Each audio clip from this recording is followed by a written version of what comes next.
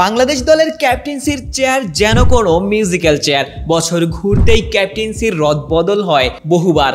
এরই ধারাবাহিকতায় আবারও বাংলাদেশ দলের ক্যাপ্টেন্সি পেলেন নাজমুল হোসেন শান্ত।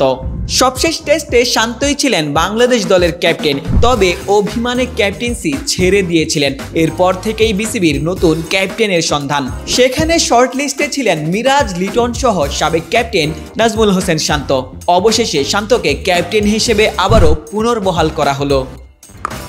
মূলত ক্যাপ্টেন হিসেবে শান্তই ছিলেন বাংলাদেশ ক্রিকেট বোর্ডের প্রথম পছন্দ। বিসিবি সভাপতি আমিনুল ইসলাম বুলবুল টেস্টে শান্তকেই ক্যাপ্টেন হিসেবে বিবেচনা করেছিলেন, আর তাই আবারও ক্যাপ্টেন্সির পদে বহাল হওয়ার জন্য শান্তকেই আবারও প্রস্তাব দিয়েছিলেন। তবে প্রথম দফায় শান্ত সেই প্রস্তাব ফিরিয়ে দিয়েছিলেন। এরপর থেকেই গুঞ্জন রটে লিটনই হতে পারেন বাংলাদেশ দলের ক্যাপ্টেন।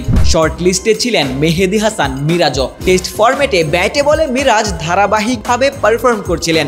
আইসিসির অলরাউন্ডার র্যাঙ্কিংয়েও 2-এ অবস্থান করছিলেন। শান্ত ক্যাপ্টেন্সি গ্রহণ না করলে হয়তোবা মিরাজই বাংলাদেশ দলের ক্যাপ্টেন হতে পারতেন। তবে আবারও ক্যাপ্টেন হিসেবে শান্তই নির্বাচিত হওয়ায় মিরাজ আক্ষেপ করতেই পারেন।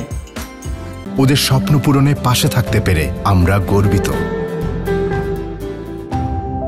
শনিবার বিসিবির অফিসিয়াল প্রেস বিজ্ঞপ্তিতে শান্তর ক্যাপ্টেন্সির খবর নিশ্চিত করা হয়। 2025 থেকে 2027-এর টেস্ট চ্যাম্পিয়নশিপ সার্কেলে শান্তই বাংলাদেশ দলের নেতৃত্ব দেবেন।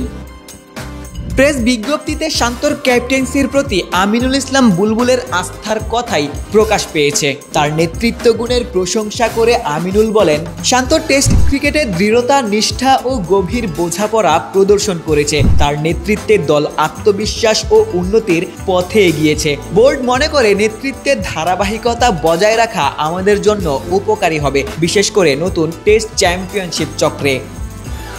আবারও ক্যাপ্টেন্সি পেয়ে নাজমুল হোসেন শান্ত বোর্ডের প্রতি কৃতজ্ঞতা প্রকাশ করেন। শান্ত বলেন, বাংলাদেশ টেস্ট দলের নেতৃত্ব চালিয়ে যেতে পারা আমার জন্য বিরাট সম্মানের। বোর্ড আমার নেতৃত্বের প্রতি যে আস্থা ও বিশ্বাস দেখিয়েছে তার জন্য আমি আন্তরিকভাবে কৃতজ্ঞ। শান্ত আরও বলেন, টেস্ট ক্রিকেটে নিজের দেশকে নেতৃত্ব দেওয়া আমার জীবনের সবচেয়ে বড় গর্ব।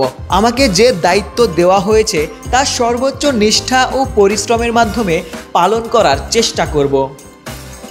2023 সালে শান্ত প্রথমবার টেস্ট ক্যাপ্টেন হিসেবে নির্বাচিত হন। এরপর 14টি টেস্টে দলকে নেতৃত্ব দিয়েছেন। তার নেতৃত্বেই ঘরের মাটিতে নিউজিল্যান্ডকে বাংলাদেশ হারাতে পেরেছিল। পাকিস্তানকে তাদের মাটিতে হোয়াইট ওয়াশ করার গৌরব অর্জন করেছিল। শান্তর নেতৃত্বে বাংলাদেশ দল টেস্ট ফরম্যাটেও এগিয়ে যাবে। দর্শকরা এমনটাই প্রত্যাশা করবে। আশিক সারোয়ার, নিউজ 24।